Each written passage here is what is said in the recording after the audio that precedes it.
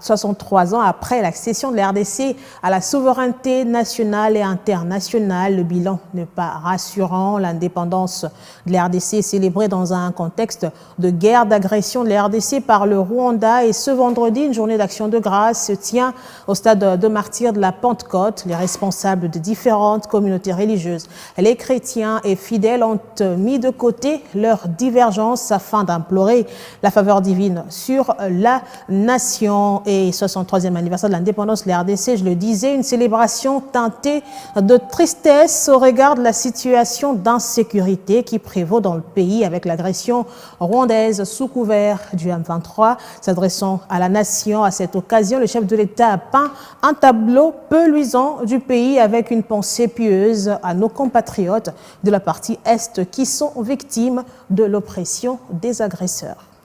Cette année, la célébration de notre indépendance est teintée de tristesse car notre intégrité territoriale est menacée par une force d'occupation étrangère. Certains de nos compatriotes en ce moment précis à l'Est ne peuvent pas jouir de cette liberté que nous célébrons parce que victimes de l'oppression des agresseurs. Je tiens à leur exprimer toute notre compassion et à les assurer de notre détermination à œuvrer sans relâche pour leur libération certaine.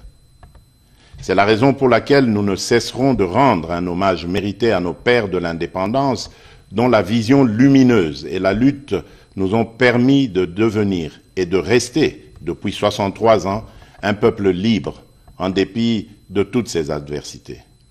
Au choc sus évoqué et que le gouvernement s'est ardemment employé à amortir, se sont ajoutées les menaces persistantes à notre intégrité territoriale et à la sécurité de nos populations et de leurs biens. En effet, le climat d'insécurité qui prévaut dans certains espaces de notre territoire national perturbe fortement la poursuite harmonieuse des ambitions que nous revendiquons collectivement. Comme vous le savez, notre pays fait face depuis de nombreux mois dans sa partie orientale à une agression vile et barbare perpétrée par un voisin belliqueux, le Rwanda, au nom d'intérêts obscurs et ignobles.